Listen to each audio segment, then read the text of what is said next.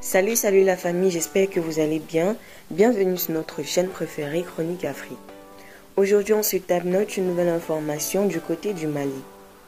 Le mardi 26 novembre 2024, le Mali a franchi une étape historique dans la lutte contre le terrorisme et la défense de son intégrité territoriale.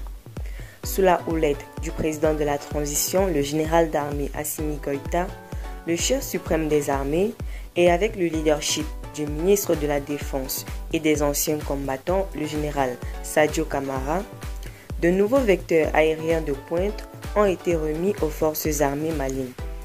Cette cérémonie solennelle s'est tenue en présence de hautes personnalités militaires, notamment le général Alobaou Diao, chef d'état-major de l'armée de l'air, et le général Omar Diarra, chef d'état-major général des armées, ainsi que de nombreux autres responsables militaires.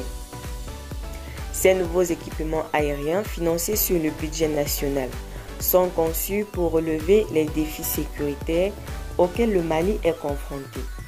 Parmi eux, on retrouve le drone de combat Akinci, une prouesse technologique de l'entreprise turque Baykar.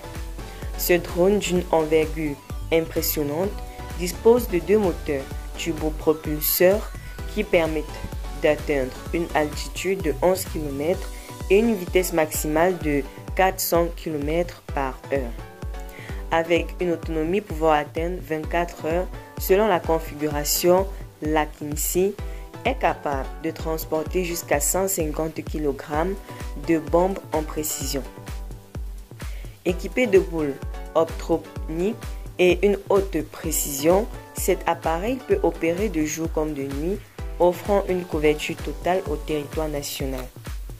Depuis leur arrivée au pouvoir en 2020, les autorités de la transition ont fait de la modernisation de l'armée une priorité absolue. Sous l'impulsion du général Assimi Goïta, une dynamique inédite de transformation a été lancée.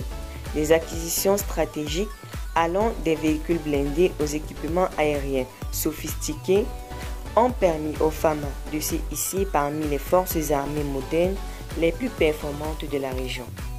Ces efforts de modernisation répondent aux attentes du peuple malien qui place la sécurité au sommet des priorités du pays. Les nouveaux appareils permettent d'éteindre le maillage territorial et d'intervenir rapidement pour neutraliser les menaces auxquelles se trouvent. Cette montée en puissance témoigne de l'engagement des autorités à restaurer la paix et la sécurité dans tout le pays. Restez toujours courtois en commentaire et respectez les règles de communauté.